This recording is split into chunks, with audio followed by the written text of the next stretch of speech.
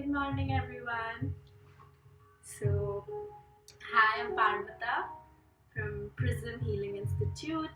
I'm a yoga teacher. I'd like to call myself a yoga student and a raw food chef. And today, I just thought I'd guide you all through a short meditation. It's a very special day. Some of y'all may know our Earth is being flooded in with 5D gamma light waves, and I just feel there is a new reality that's being born for us in these challenging times, and it's nice to just sit within and maybe find that inner voice, that inner guidance that's helping us find the light within these dark moments. So that inner guru taking us from darkness to light, gu being dark, ru being light. So I'm going to just read out bits from The Art of Tea by Osho, and also some of my Vipassana notes from 2017. So if you like, just have a glass of water maybe handy near you. Also, you could light or burn an incense or candle and just get yourself into a quiet space.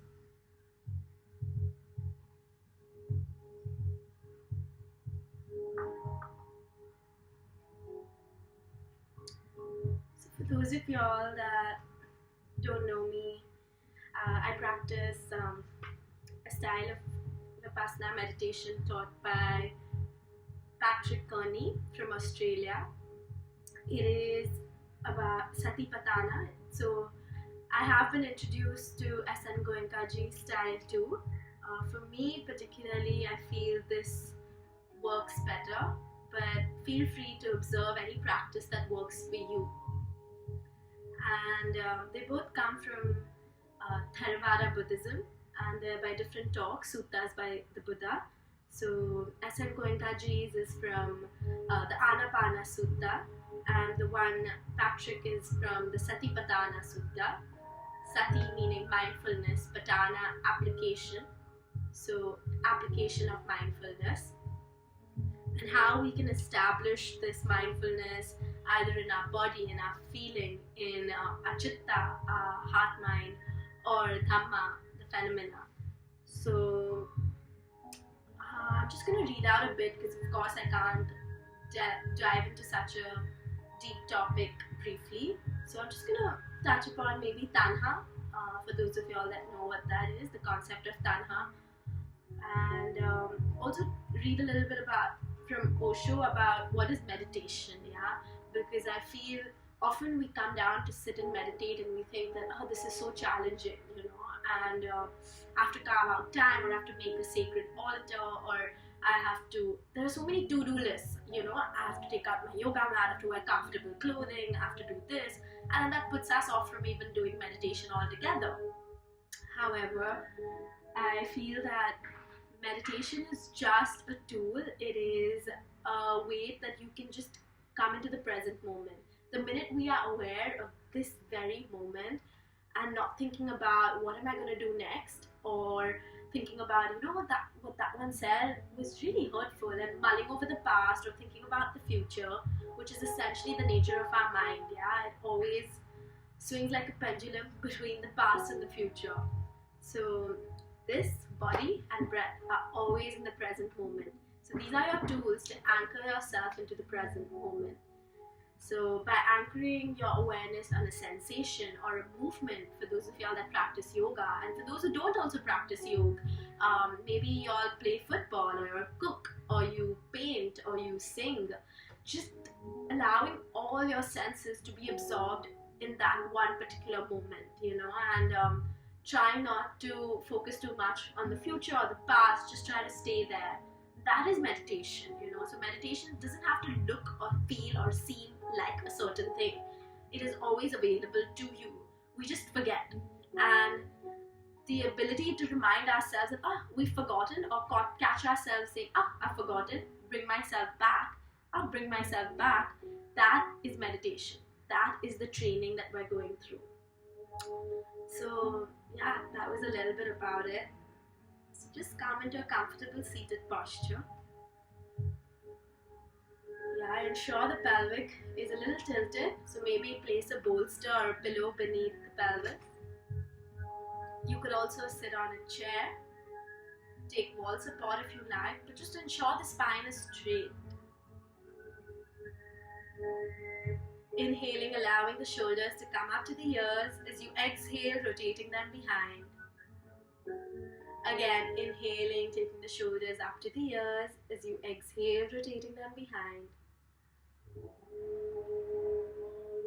Again, inhaling, taking the shoulders up to the ears. As you exhale, rotating them behind. Letting out a sigh on your next exhalation if you like, through the mouth.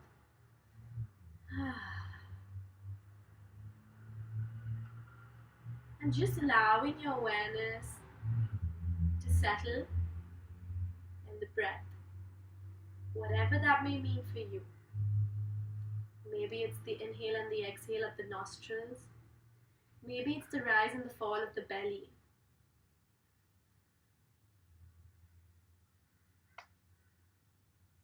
Just allowing your awareness to settle in the breath.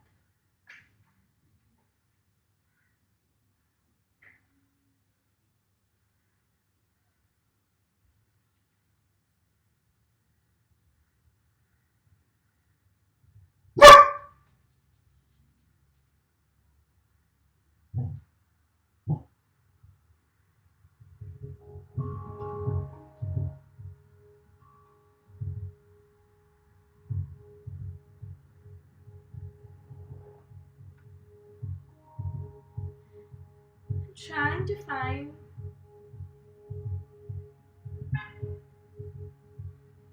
your own rhythm, your own flow.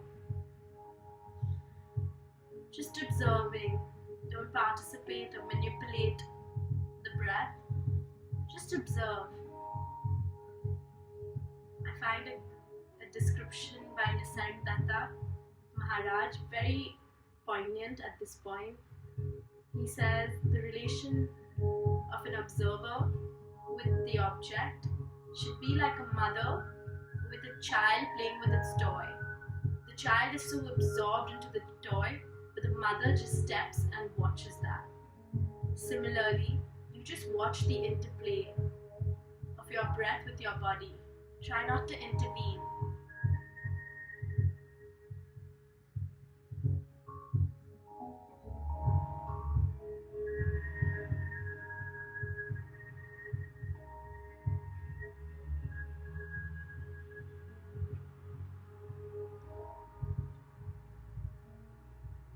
Just gonna read out a short bit about meditation by Osho as you sit here observing your breath.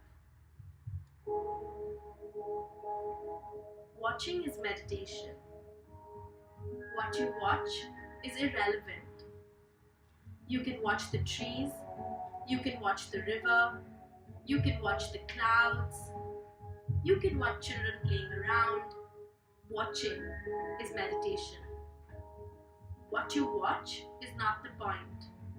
The object is not the point. The quality of observation, the quality of being aware and alert, that's what meditation is. Action is not the question, but the quality that you bring to your action. Walking can be a meditation if you walk alertly. Sitting can be a meditation if you sit alertly. Listening to the birds can be a meditation if you listen with awareness. Just listening to the inner voice of your mind can be a meditation if you remain alert and watchful. So just try to watch the mind, the body, the breath as we stay here in a simple seated posture. If you like, adopting a mudra with your hands, gently pressing the index finger, rest 3 fingers straight,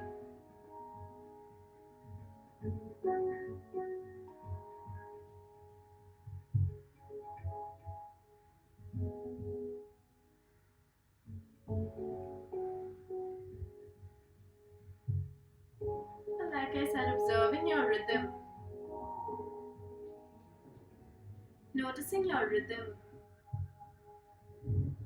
the cycles of in and out. Everything in nature is a dance. It has a rhythm, it has a pulse, it has a vibration. Try to tune into yours.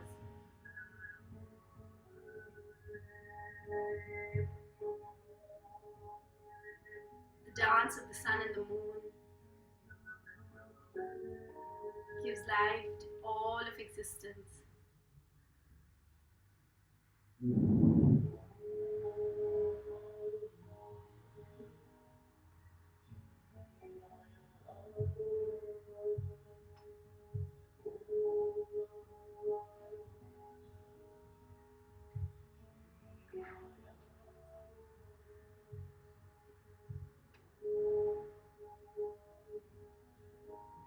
Recognizing that dance within us, the breath through the right and the breath through the left, the Ida and the Pingala, the active and the passive, the sun and the moon energy within us, the yin and the yang, the masculine and the feminine, the Shiva and the Shakti.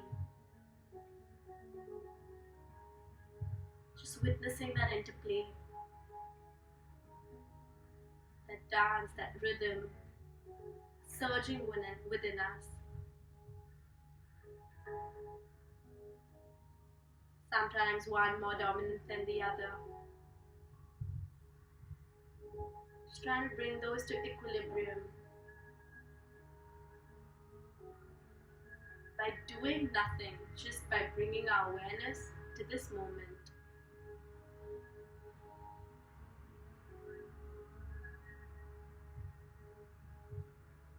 And maybe some of us have got caught up in thinking, that's natural. Like I said, that's the tendency of the mind, the monkey mind. Just bring it back to the breath, either in the nostrils or in the belly.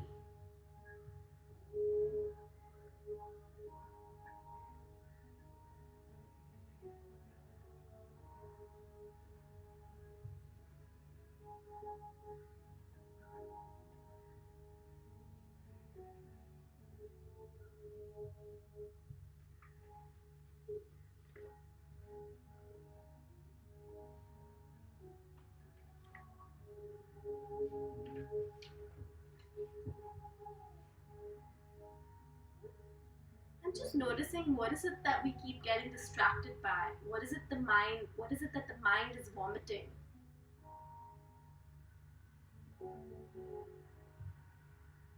Is it some story that maybe we've repeated so many times in our mind and we still find it juicy? That's why we're chewing on it.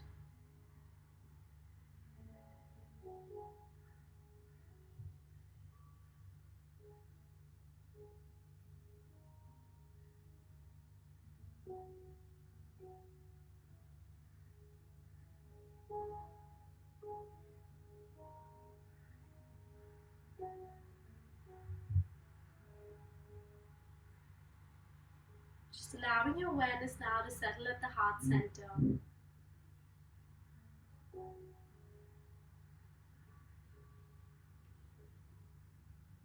Noticing that energy of the heart, the pulse from the heart that drives each of us.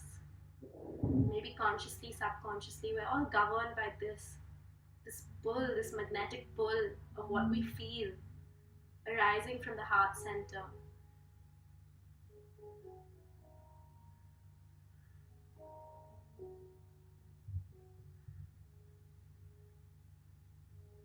This is the Tanhā, the thirst, the craving, the drive in each one of us. When we start to meditate, we start to discover that our everyday experiences come down to what's in it for me. It's coming from that space of lack, as though you're missing something. And Tanhā is the drive to fill that lack, to fill that hole with your purpose,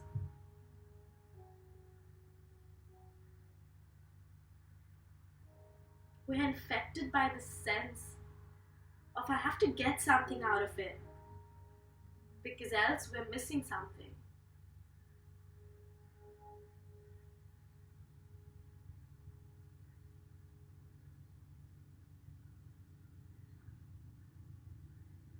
Thus, this constant FOMO, fear of missing out, constantly manipulating our experience to try and fill that void.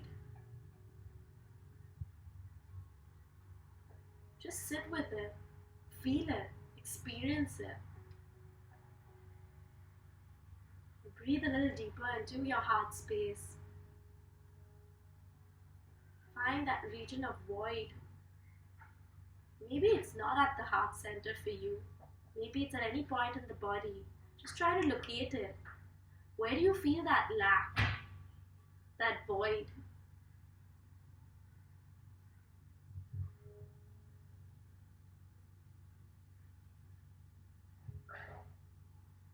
Try to breathe a little deeper from there, imagining as though that place has a pair of nostrils of its own.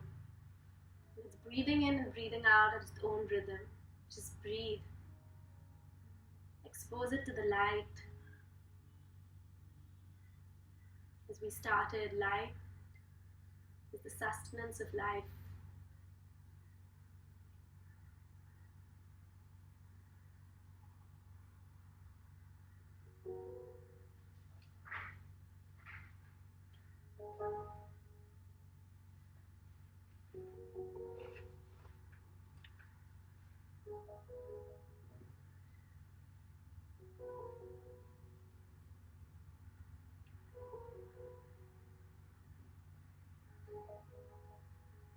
Just allow the light to fill that void, infiltrate, penetrate that region of lack, of absence. Don't try to get rid of it, because the very nature of trying to do something is again Tanhā.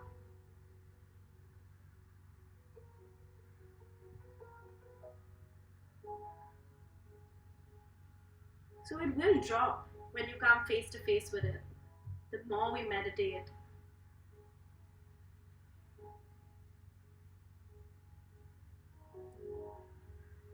But it's the natural ebbing out or extinguishing of the fire. Just don't add fuel to it. Notice what you're fueling it with. What stories, emotions, feelings, thoughts, memories that are your so-called habits or so-called addictions or cravings of the mind, which it keeps vomiting up to reinforce this void, to reinforce its presence, just so you understand yourself through it, just so that it creates your own identity around it.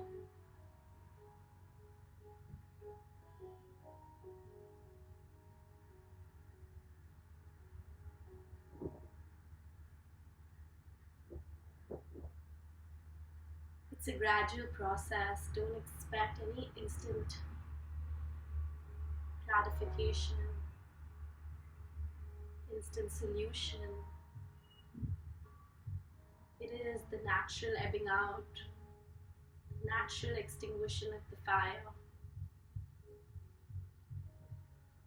Just see what it fuels, what its fuel is, and try not to feed it that. That is upadana.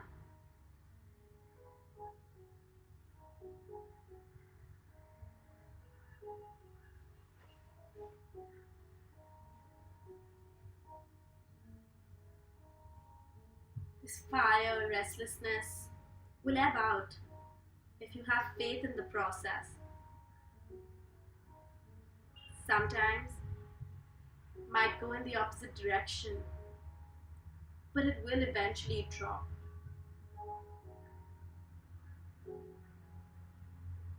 Be patient, be gentle, because nothing in nature blooms all season.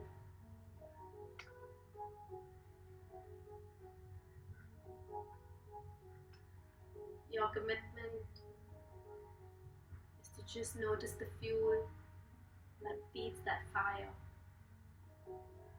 Try not to feed it that,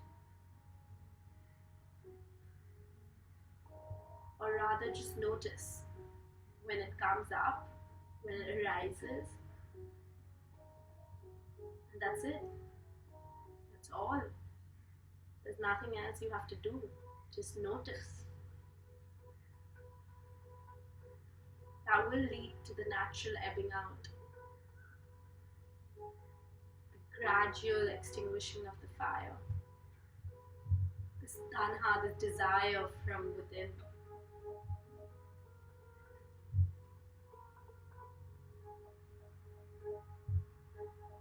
The desire to fill that void, to fill that lack.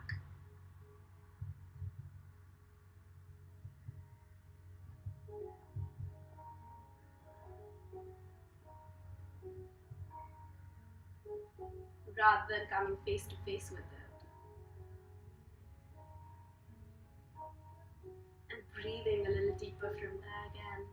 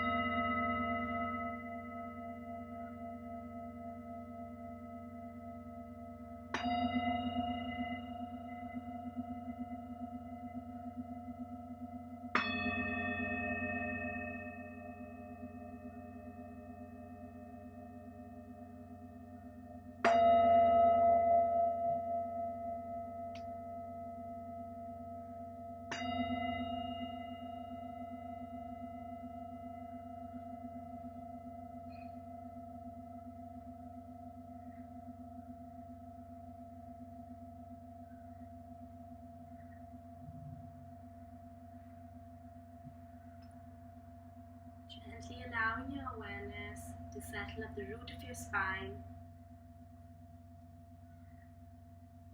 Just feeling the weight of your entire body. Transferring all that weight via the sit bones into the ground.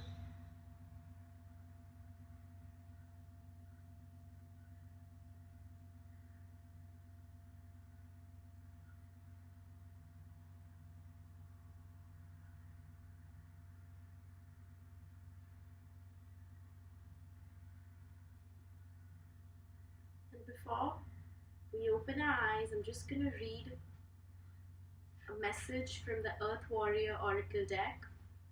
I picked up a card today and I got Agna Durga, the power of good.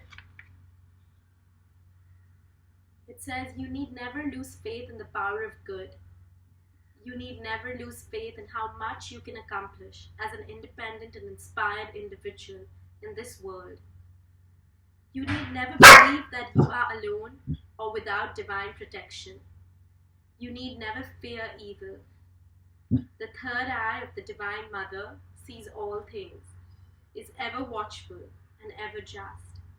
She births through holy vision the manifest power of good in all realms. Her gaze is upon you now. Trust her. Gently rubbing your palms, generating heat, cupping them over your eyes, and taking a few blinks inside your cupped palms.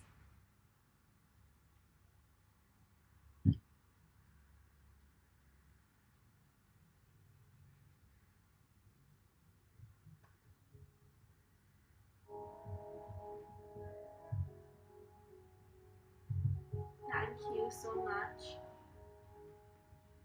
I'm just gonna come up close so you all can see the card.